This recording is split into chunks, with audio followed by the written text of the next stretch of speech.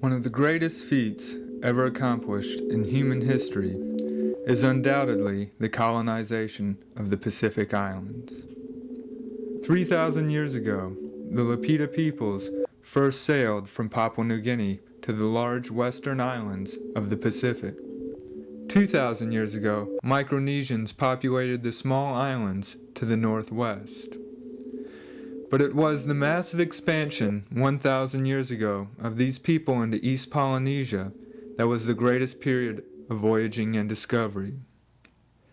In 2007, a group of archaeologists traveled to the island of Tubuai to study the remains of those early East Polynesians. They included Juana and Rob Bolt, Jeff Putzi, Siobhan Durkin, Tanner Ander Clark, Jen Hubert, and Kat Bolkovich.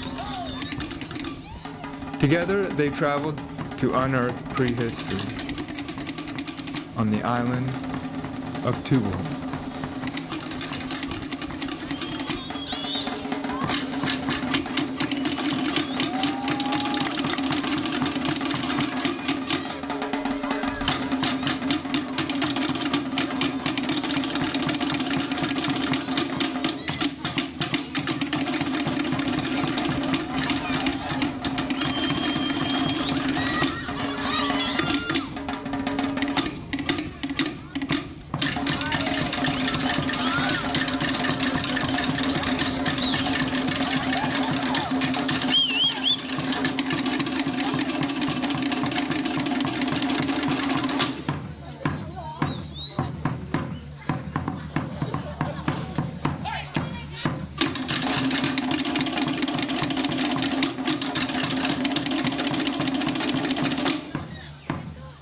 Throughout the island, there are many stone alignments that form the special meeting places of the ancient Polynesians. These places were called marae. Here, chiefs could sit with their ancestors to decide the fate of the village. Since they were the most sacred places on the island, they remain well preserved today.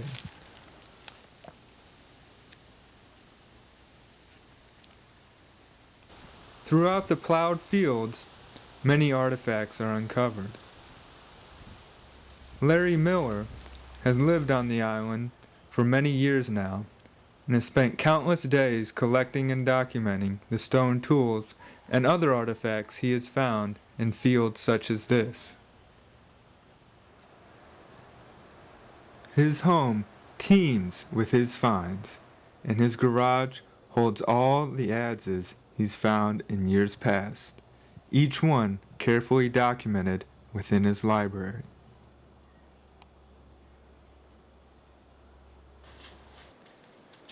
It is because of Larry that the team of archaeologists has come to Tubuai. Several years back, Larry discovered a particularly rich site and spent great effort to inform archaeologists of its existence. A small study was performed, but now the team of archaeologists have come to take up where previous researchers had left off.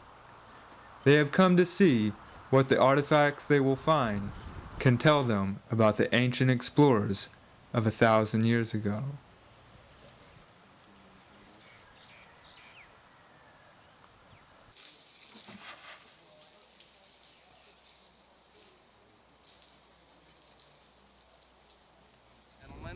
Found our second fantastic archaic artifact of the day.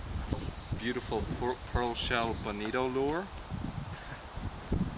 Absolutely gorgeous, intact, unbroken.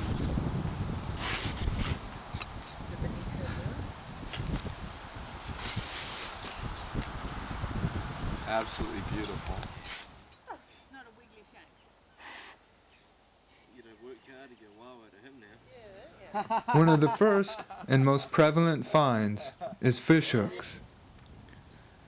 The site lies close to the ocean, and so it is no surprise that fishing expeditions should be launched from here. Many types of fishhooks are discovered, even the point of a harpoon. For centuries, the ancestors of the people that made these fishhooks had lived throughout the Pacific Islands and learned all the imaginable ways to catch a fish. From the bonito lure for trolling the open oceans to the wiggly shank that is unique to the island.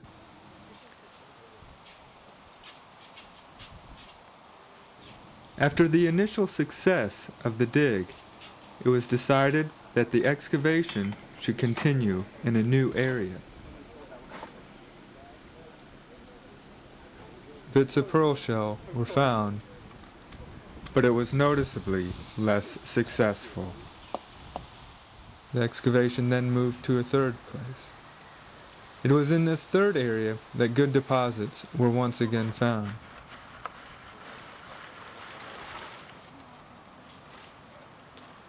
A hearth was revealed, showing that the fish were cooked on site.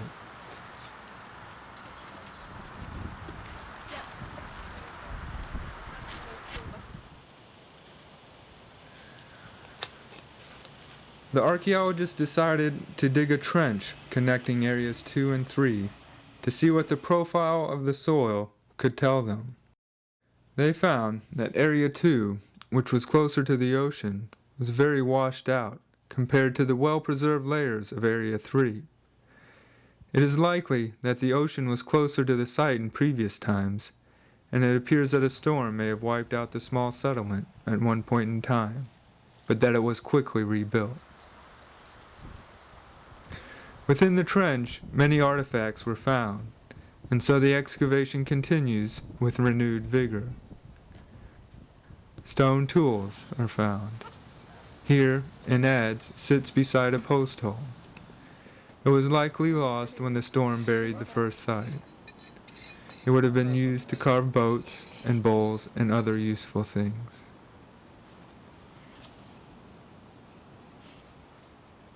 That's pretty. Look at that.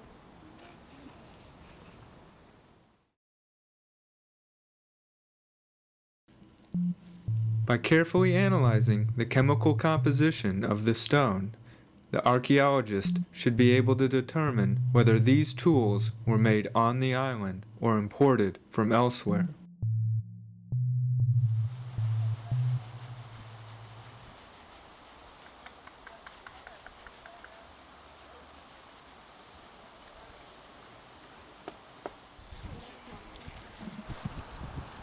But as the excavation continues, even more curious and unusual finds are discovered.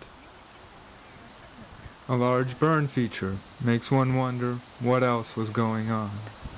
A piece of obsidian, volcanic glass, that was an important cutting instrument. A top, a child's plaything, or maybe something else. Larry's found a bunch, but just scouting in potato patches and stuff. So finding one in context is. Now what? And, most excitedly, pendants.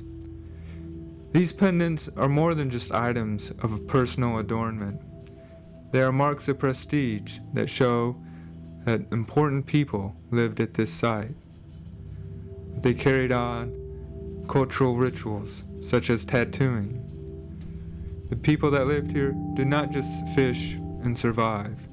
They were the voyagers the archaeologists had been looking for. All of these finds are shared with the people of the island.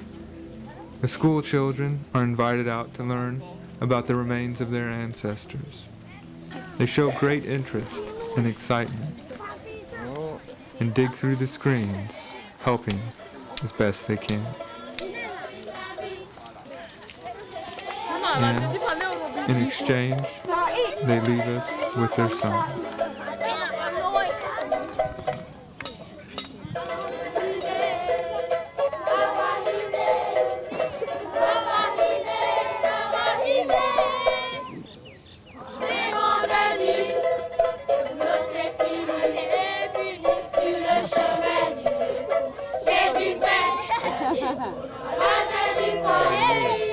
Avec les copains, une vitamine.